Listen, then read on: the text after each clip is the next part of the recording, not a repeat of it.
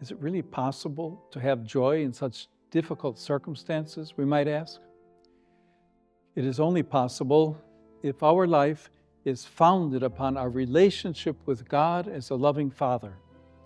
Indeed, the joy St. Francis was speaking of cannot be found through electronic devices, spending hours in front of a screen, endlessly scrolling on social media every day. These activities often waste precious time that could be used for moments of silent prayer, of cultivating authentic friendships, spending quality time with family, learning more about our faith, studying, or playing sports. Joy should never be sought through drug use, alcohol abuse, promiscuity, superficial relationships, obsession about our image, or any kind of damaging behavior.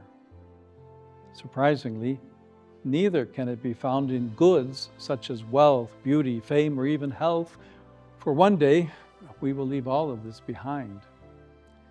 Only the love of God can provide us with true and perfect joy. If we have the profound conviction that God cares for us as His beloved children, we will not be flustered or discouraged even in difficult situations.